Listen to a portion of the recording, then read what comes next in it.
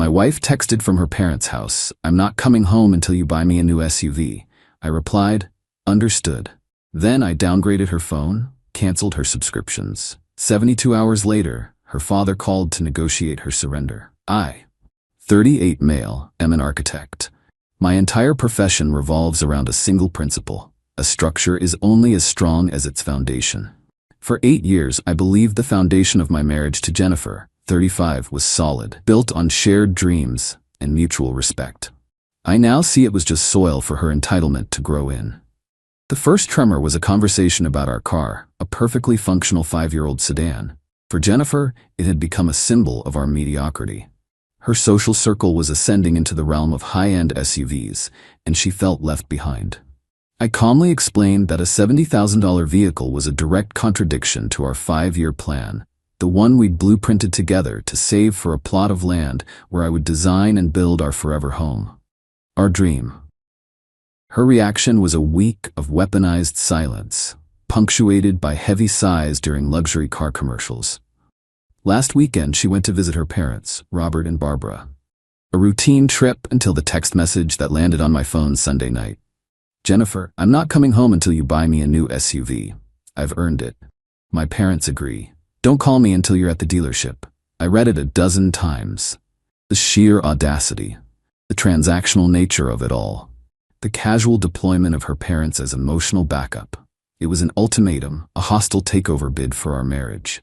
Every instinct screamed at me to call, to rage, to demand an explanation. But I'm an architect. I don't improvise with sledgehammers when surgical demolition is required. Rage is chaos. A methodical response is structure. I typed a single word and sent it. "Understood." Then I opened my laptop and began drawing a new set of plans. First, the minor luxuries. Our credit card statement was a map of her lifestyle, a lifestyle I largely funded. I went online and logged into the 3 subscription services registered in my name: her curated clothing box, a gourmet meal kit, and a premium wine club. Cancelled. For the other miscellaneous boxes billed to my card, I knew canceling one by one would be a slog. So I took a more efficient route. I went to my credit card's website, reported the card as lost, and requested a new one with a new number be mailed to me. Within 48 hours, every recurring payment would begin to fail. Next, the digital umbilical cord. We had a top-tier family mobile plan, account in my name. I downgraded her line to the most basic plan available. No unlimited data, no hotspot. Just talk and text. Enough to call for help, not enough to endlessly browse the lives of people she envied. I then changed the passwords to all 5 of our shared streaming accounts. This wasn't about being petty. It was about implementing consequences that mirrored her actions. She had unilaterally declared herself a non-participant in our partnership until her demands were met. Very well, I was merely adjusting the resource allocation within that partnership to reflect her new status. The house fell silent. Walking past her home office, I saw the large format drawings for our dream house pinned to the corkboard. The intricate lines, the careful notes, the soul of our supposed future. A future she was willing to trade for a status symbol. The sadness was immense, a physical weight in my chest. It was the grief for the woman I thought I had married. But then I'd look at her text again. "I've earned it." And the grief would recede, replaced by a cold, clear-eyed resolve. The foundation was compromised. It was time for a structural assessment. Update 1. It's been 6 days. The initial silence from Jennifer was, I'm sure, smug. She had fired her shot and was waiting for the inevitable surrender. The first sign of trouble for her would have been small. A loading screen that never finished, a streaming app asking for a password she didn't have. The call came on Friday night. Not from her, of course. From her father, Robert. "Michael, good, you picked up," he began, his voice radiating a false, hearty warmth that always set my teeth on edge. "Listen, I think we've got a little misunderstanding that's gotten out of hand." "I'm not sure what there is to misunderstand, Robert," I said, keeping my tone level. "Don't be difficult, son. Jennifer's here, all torn up, says her phone is acting up, says you're being cold. I'm calling, man to man, to get this sorted out. We need to get her back home." There it was, man to man, the condescending pat on the head from the man who still saw his 35-year-old daughter as a prize to be managed. Her phone makes and receives calls perfectly. And she is welcome to come home the moment she decides to, I replied. A pause. I heard him sigh, a sound of manufactured patience. Look, she's a sensitive woman. You know that. She just wants to feel appreciated. A new car isn't a big ask for a man in your position.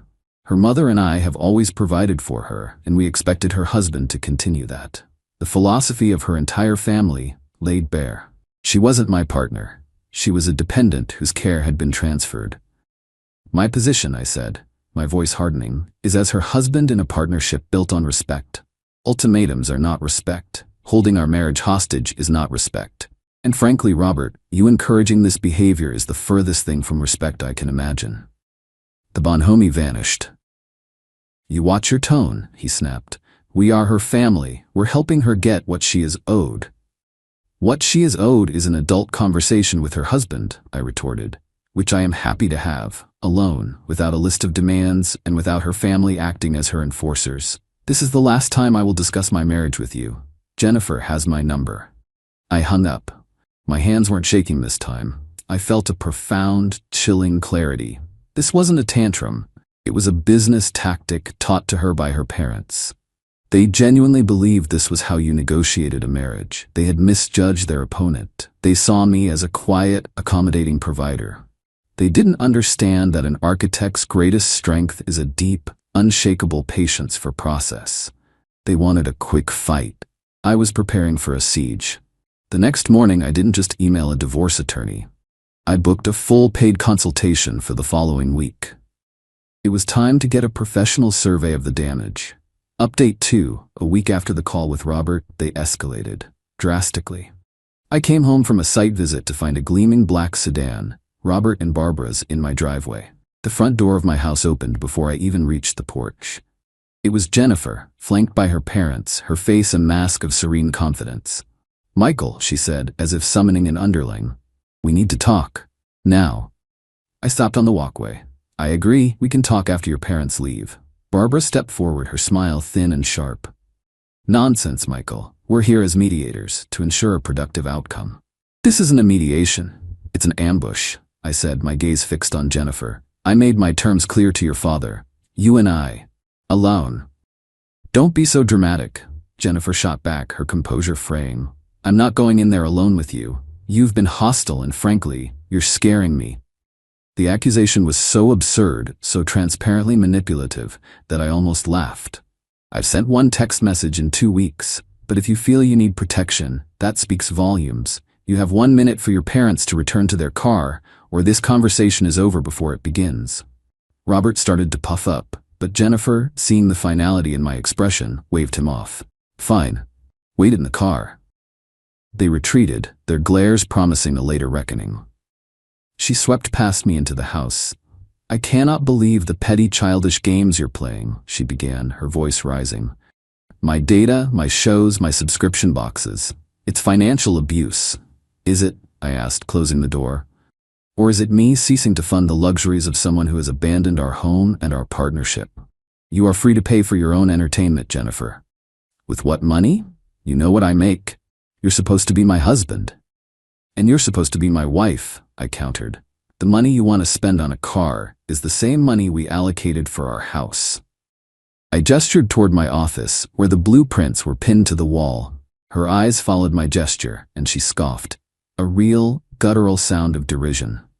Oh, please, don't start with your silly little drawings, that ridiculous dream house. It was never going to happen, Michael. It was just your hobby to keep you busy. My hobby. Years of our shared future, the very soul of our financial and emotional planning, dismissed as a pastime. That single sentence was more brutal than any ultimatum.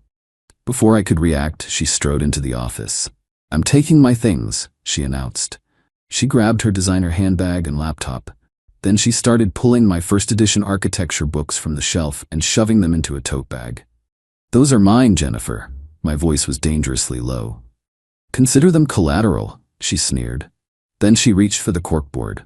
She unpinned the main elevation drawing, the one I'd hand-drawn on expensive vellum. And I'll take this, as a reminder of all your empty promises. In a moment of pure, spiteful rage at her loss of control, she began to fold it. Not carefully, but with a vindictive carelessness, crumpling the delicate paper, destroying hours of meticulous work. The man who loved her vanished. The husband who was grieving ceased to exist. All that remained was the architect watching someone demolish his life's work. I didn't shout. I stepped back, my phone already in hand, and dialed 911. "Yes," I said calmly to the operator, my eyes locked on Jennifer's horrified face.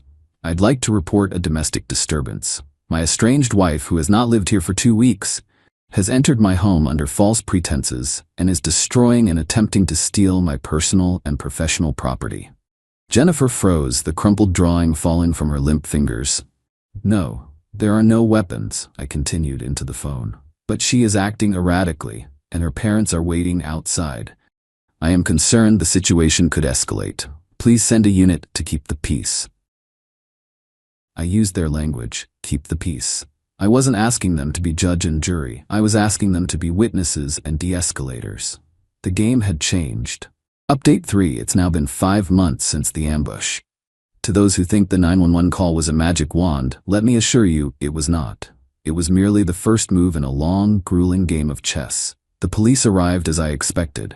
They were cautious, professional, and their faces tightened the moment Jennifer said, "I'm his wife. This is my house." They immediately declared it a civil matter. They didn't take my side or hers. But my strategy worked. I was calm. I had the phone log showing my request for her parents to leave. I pointed to the crumpled drawing and the books in her bag, not as a theft victim, but as the reason for the disturbance. Jennifer, on the other hand, was hysterical, alternating between tears and accusations. Her parents rushing in only made things worse. The officers did what they were trained to do. They de-escalated. They separated us and documented everything in a neutral incident report. The report stated the facts. Parties are married, but female party has been residing at parents' address for 2 weeks. Dispute arose over male party's personal property. Parties separated for the evening. It wasn't a criminal charge. It was better. It was a formal, third-party record of her instability and the exact timeline of our separation. My lawyer called it a perfectly preserved snapshot of the marital breakdown. The weeks that followed were hell. Jennifer lawyered up, and the demands began. Her attorney, a shark in a silk suit, painted me as a controlling, abusive monster. They filed for temporary orders, demanding exorbitant spousal support, exclusive use of the house, and a list of other absurdities. We ended up before a family court judge for a temporary hearing. Jennifer, coached to perfection, played the victim.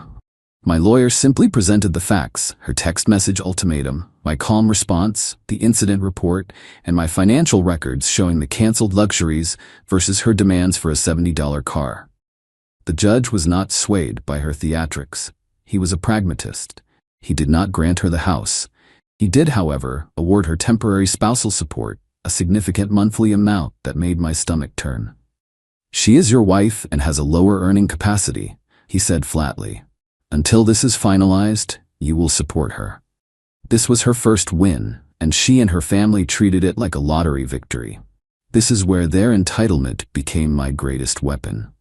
Jennifer's lawyer arranged a civil standby, where a police officer chaperoned her to collect her belongings. She took everything she could, but under the officer's watchful eye, she couldn't touch my books, my office, or my equipment. The following months were a slog of legal paperwork. Discovery, where we had to exchange every financial document. A failed mediation, where she and her lawyer refused any offer that didn't include a massive payout and the mythical SUV. All the while I paid the court-ordered support. And I watched. Her social media, which she foolishly left public, became a chronicle of her poor judgment. There were expensive dinners with friends, new designer clothes, a weekend trip to a spa. She wasn't banking the support money or planning for her future. She was desperately trying to maintain the facade of a lifestyle she felt she was owed, burning through my money as a form of revenge. My lawyer had me meticulously documenting every post. The foundation was crumbling, but not mine, hers. Final update. It has been 10 months since Jennifer texted me that ultimatum. Last week, the judge signed the final decree. The structure is demolished, and the site is cleared. The turning point wasn't a single dramatic moment in court. It was the slow, methodical accumulation of evidence. The final settlement negotiations were brutal. Her lawyer came in high, demanding a massive portion of my retirement savings and permanent alimony. My lawyer didn't argue. He simply laid out his case on the table. Exhibit A, the initial text message. Exhibit B, the police incident report, which established her as the instigator of the confrontation. Exhibit C, a detailed log of her social media posts, cross-referenced with her bank statements, obtained in discovery, showing she had spent nearly all of the $20,000 in temporary support on non-essential luxury items. Exhibit D, her refusal to seek full-time employment despite the judge's recommendation at the temporary hearing. My lawyer argued that Jennifer wasn't seeking support for her needs. She was demanding a fund for her wants, a lifestyle she had made no effort to contribute to or sustain herself. Her behavior, he stated, demonstrated a consistent pattern of financial irresponsibility and a refusal to negotiate in good faith. The fight went out of them. They knew if this went to trial, she would be eviscerated on the stand. We settled. The terms were this. The marriage was short enough that permanent alimony was off the table.